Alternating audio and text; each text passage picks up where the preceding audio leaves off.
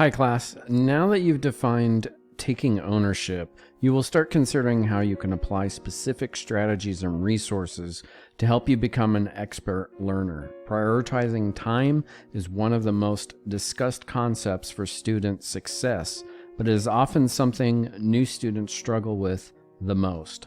You will likely have competing priorities each day, but by focusing on the right activities and behaviors at the right time, you can achieve success in all aspects of your life. Aligning our priorities with our goals is just one way to focus on those activities.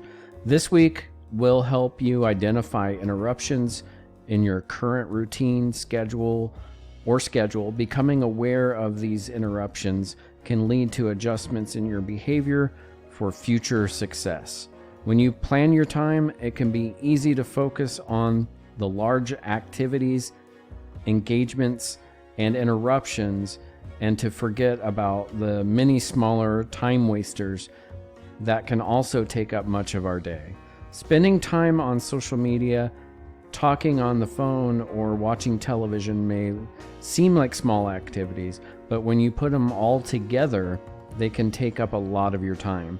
Taking a 15-minute phone call while in the middle of doing your homework might not seem like such a big deal or an interruption, but over the course of an entire week, it can add up to a loss of concentration, time, and motivation.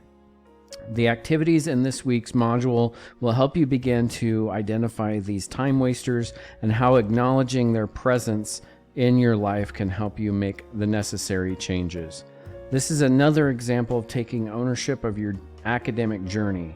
As you begin to spot these items and these time wasters in your life, start reflecting on these activities and how they may not necessarily align with your goals that you have set for yourself.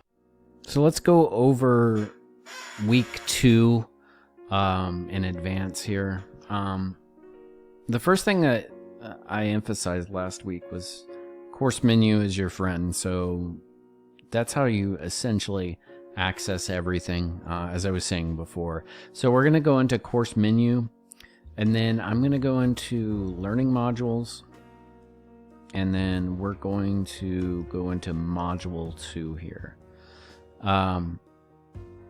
As you can see, it starts with the introduction, some resources on time management or scheduling conflicts, and then here we are at our discussion for the week. So essentially, what it has here, it's about scheduling interruptions, and in your initial post, it is asking you to identify what usually does, or can interrupt your schedule. Identify which of these interruptions can prevent and which ones you can't. You can prevent and which ones you can't. Discuss how these interruptions have impacted your ability to accomplish tasks successfully. Consider how you've adjusted your schedule to deal with these interruptions. And then in your response post, what interruptions did your classmate identify that you have overlooked in your initial post? What made you initially overlook these interruptions, and how could your classmates' interruptions also interrupt you? Offer some friendly advice on how they could possibly adjust their schedule to get the most out of their time. Now, it says offer friendly advice, but I would also offer some well-done research. And just a couple of bullet points that I've researched about time management. I'm not going to go into each one, but I'm giving you some overall topics to think about when it comes to time management. Number 1, organization. Number 2, prioritization. Number 3, goal setting. Number 4, communication. Number 5, planning. Number 6, delegation. Number 7, stress management. Number 8, problem solving. Number 9, note-taking. And just a couple of other ones that I found. Set short and long-term goals. And this is based in the class. Manage your calendar. Prioritize your assignments. Say yes to occasionally saying no, and I will go into that in the discussion. Don't procrastinate. And that's some of the bullet points that I have for you. So you may want to look into those as you explore this topic. And then we have the 2-2 journal. Let's go ahead and go into the rubric. Okay, so here it gives an overview. And here are the directions. Identify your preferred learning style and how understanding your learning style will help you support your success inside and outside the classroom. Identify problem-solving techniques or methods you have used in previous situations and explain how these methods might look different in diverse cultures or different fields of work. Identify a plan to stay organized. List 5 habits of successful SNHU students. Identify 2 of the 5 habits of successful SNHU students that you feel would be most helpful in your success at SNHU and explain why. So narrow it down at the end there. And then here's a look at the rubric. So we get into criteria 1 here, identify preferred learning style. So as you can see, this is just proficient and needs improvement. There's no kind of a exceeds expectations category here. So let's start with needs improvement. Shows progress toward proficiency, but with errors or omissions. Areas for improvement may include concisely capturing personal details that explain how the learning style will support success inside and outside the classroom. So you want personal details there. And here, let's go over proficient. Identifies preferred learning. The preferred learning style explains how understanding the chosen learning style will support success inside and outside the classroom. Okay, so next, identifying problem-solving methods. And as you can see, each of these categories are worth 18 points, so they're all important.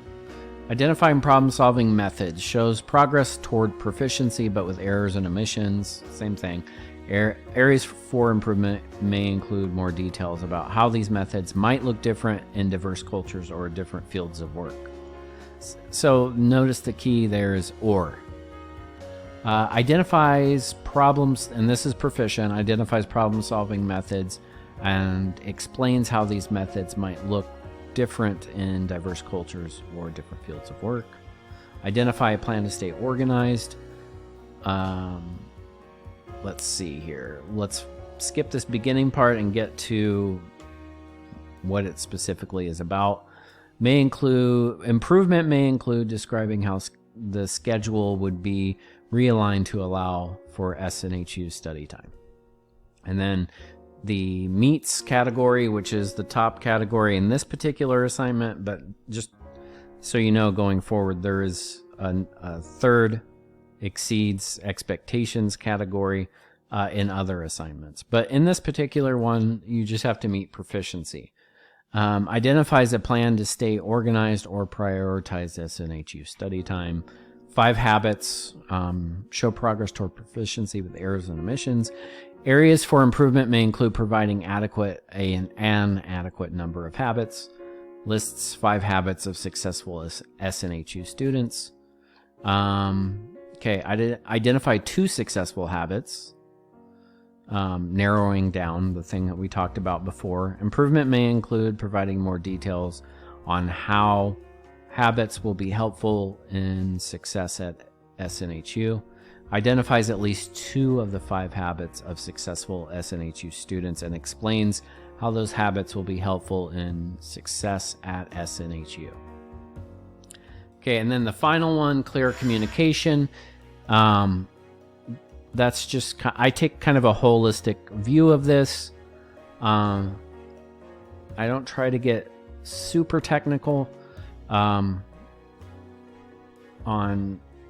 grammar or anything like that, but if you're not capitalizing and using punctuation, that is somewhat of a red flag. So you want to be careful of that.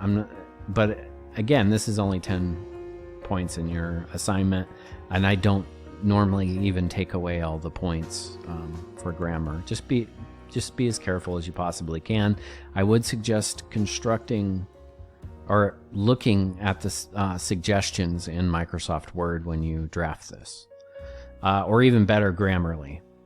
Shows progress toward proficiency, but communication is inconsistent or ineffective in a way that negatively impacts understanding.